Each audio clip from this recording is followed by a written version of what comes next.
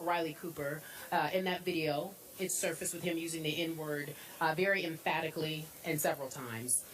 Obviously, people have moved on from that. But, Stephen A., your reaction to this latest incident? It's incredibly unfortunate because as a former writer and columnist for the Philadelphia Inquirer, knowing Jeffrey Lurie, the owner of the Eagles franchise, knowing several people in that PR department, you know, I wouldn't call them the gold standard like Jeffrey Lurie tried to call them the gold standard years ago in terms of their record. But I've known these people for many, many years. And when they say they made a mistake, I believe that part because they deal with a lot of black folks. I don't think anybody should be thinking as an organization they're racist or anything like that. We have to be careful about engaging in that kind of incendiary language. The flip side to it, however, is that to make a mistake like this, to have, you know, Riley Cooper as the face of your franchise on a calendar for Black History Month is as egregious of an error as it gets. And what that says to me, thinking big picture, the obvious thing is to question the sensitivity of the Eagles organization or the NFL, or, you know, who's in charge of licensing out the, you know, the production part of some of these things. Blame whoever you want. But in the end, what it lends itself towards is really recognizing and appreciating the importance of diversity, not just on a roster, but in the front office. Because if you have black folks that are in decision-making positions, that have something to do with how the franchise is projected, somebody black would have picked up on this. Yep. You see? So it just says to me, it makes me question, who the hell do you have up in there?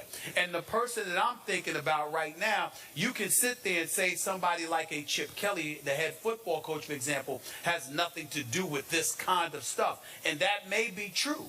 But the reality is that one of the things you hear emanating out of Philadelphia week after week, month after month, year after year now, people tend to feel a bit put off by Chip Kelly. He's about football. They question the personal relationships he's cultivated. They question how he treats certain guys and why he treats certain guys the way that he treats certain guys. You get rid of Deshaun Jackson, who's an elite deep threat and could have propelled you to the playoffs, but you keep Riley Cooper. Really? So when you do something like that, it brings about all of these questions. I am not going to sit here. I know several members of the Eagles organization personally, and I know that they're not racist. But the fact of the matter is, an error like this brings questions like that into the fray, if for no other reason, your lack of sensitivity. Because if you've got to be on top of something like this. Somebody, I don't care what anybody says, you can bring me the most ignorant black person alive, and I believe that a black person that saw Riley Cooper on the cover of a calendar for Black History Month would have said, whoa, wait a minute now. Whoa. What is wrong with this? How could this be the case? Thank you. So the fact that it happened, they can say it was an honest mistake, but in the end, and I can't guarantee it, but the probability that this mistake was made because you ain't have any black people involved in the process is pretty damn high. And that's why the issue of diversity is so important. Thank you. Stephen A. Thank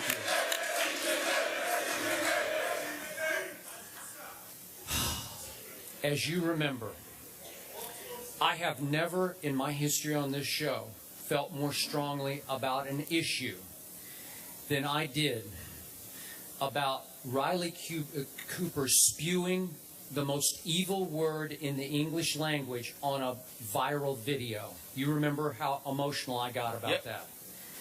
We slightly disagreed on this, but I thought the Eagles should have cut him on the spot to send a message that we will not tolerate anybody in this franchise uttering that word.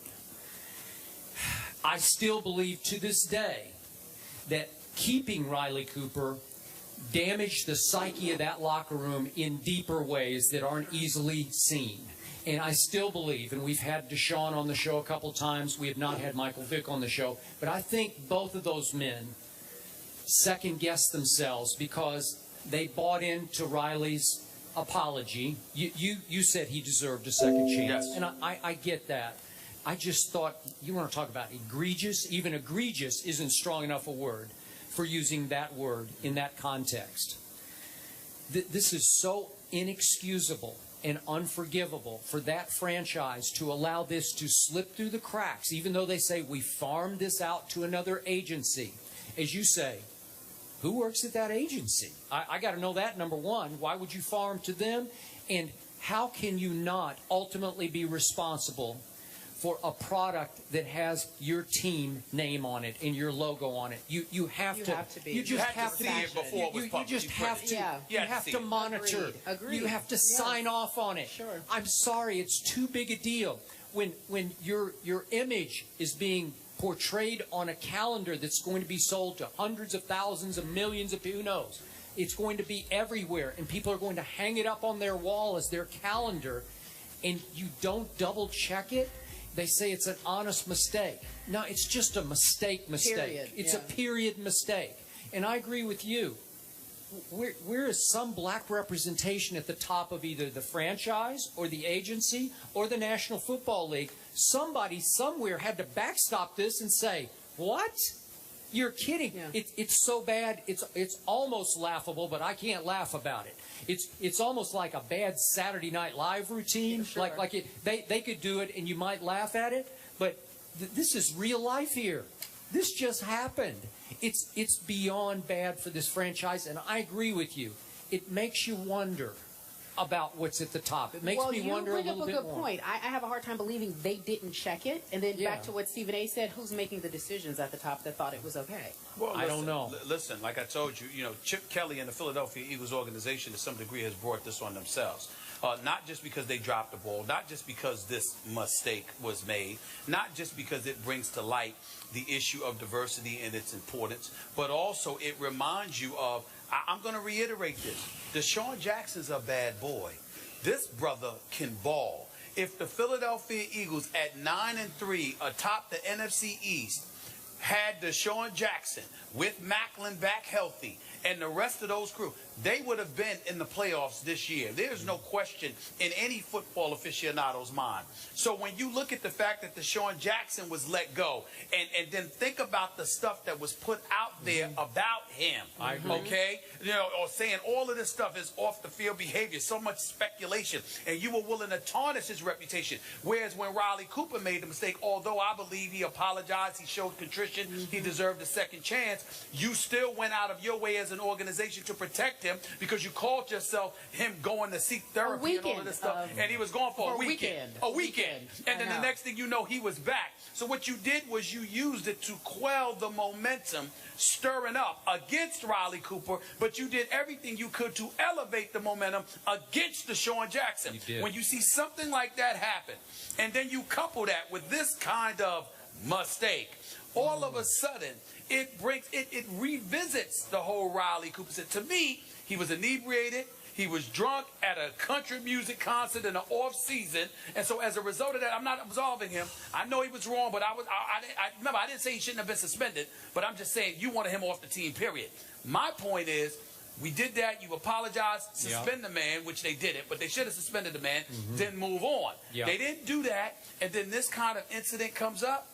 It's really, really bad, and it should make us all look at the Eagles organization and question the issues of diversity as it pertains to them. I'm not saying that they don't have black folks in the organization making decisions. No, they may very well do. I don't know that, but they may very well do. Okay. But we need to know that. We need to see that you've got some diversity in there, because it appears that you have some diversity issues if you are the Philadelphia Eagles based on what we're talking about. And I'm very uncomfortable with that, because Jeffrey Lurie and a lot of guys within this organization I know personally, and I would never suspect that they would be guilty of such things. I don't want to dredge this all back up, but just for the viewers or those here who might not quite remember what happened, Riley Cooper uttered the N-word ending in the hard ER.